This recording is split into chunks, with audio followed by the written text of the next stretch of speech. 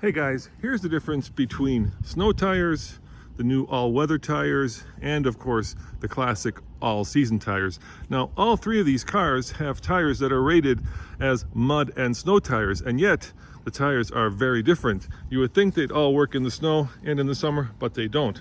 Now this Lamborghini has Scorpion snow tires or winter tires. As you can tell, they have deep sipes which help you grip in the snow, but more importantly, the compound of this tire is designed to work below 44 degrees.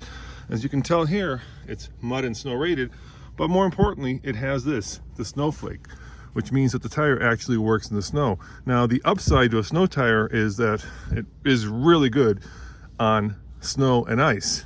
The downside is that above 44 degrees, like in the summer, it actually can start to melt.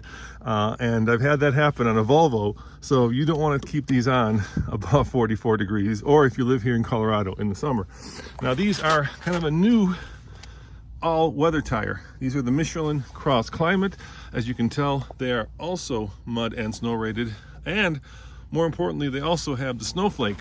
Now, if you look at the tire tread, you can see that there is some siping, not as much of course as the snow tire, but the great thing about these tires is, and we've tested this, is that they're really good in the snow, but because they are not a winter or snow tire, the compound isn't so soft that it will start to basically break down and melt in the summer.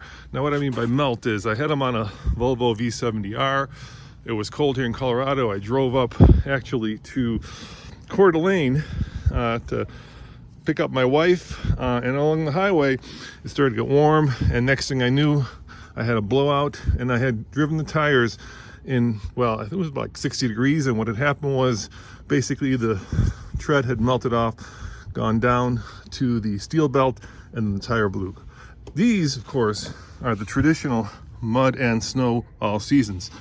Now these are, let's see, Dunlop Grand Trek, and these are the tires that have come on most SUVs and crossover for as long as I can remember. As you can see, there are some sipes. It's got a pretty good kind of blocky tread pattern, which is meant to work hopefully in all sorts of conditions. So it is confusing because they do say mud and snow, but as you can tell, more tellingly, they don't have the snowflake. And usually I have found that mud and snow tires are pretty bad in the snow. You can tell by this tread pattern and by the compound that this tire gets really hard and becomes almost like a hockey puck when the temperature gets below, let's say, 44 degrees. So out of all three of these cars, which tire is the best in snow? It's got to be the Lamborghini. That dedicated winter or snow tire, depending on how you want to call it, is certainly the grippiest and the best when it comes to pure northern conditions like we have here in Colorado. Which is the worst in the snow? It's got to be that all season. It just stops working really when you get into snow, and even though the car is all-wheel drive, actually all three of these are all-wheel drive, it's not about going, it's as much about stopping, and stopping distances really increase in cold weather and snow and ice with an all season. Now we've tested this Tesla in the snow this winter with these new all weathers, and they work really well. So if you guys are looking for a tire that you don't have to take off in the summer, if you live up here in the northern climates and you want something that is really a mud and snow tire that also works in the snow, don't just go by the mud and snow rating, because mud and snow rated, mud and snow rated, mud and snow rated, but go by the snowflake.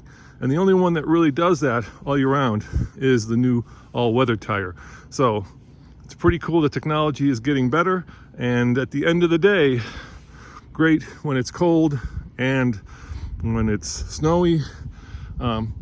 Okay in the summer, but really not great in the snow, either getting you going or stopping. And then of course, perhaps the best all-season tire is the new all-weather tire here, because even though it's not an all-season tire, it does work all year round. And I know that's confusing, and I don't know who to blame for that, but that's just the way it is. So there you have it, the difference between snow, all-weather, and all-season. Hope to self-explain it. Let me know in the comments below what your experience has been. Have you ever tried the new all-weathers, or have you had good experiences with the all-seasons, or are you like most people here in Colorado and you have to switch to the snow tires in the winter? See you guys next time. Ciao.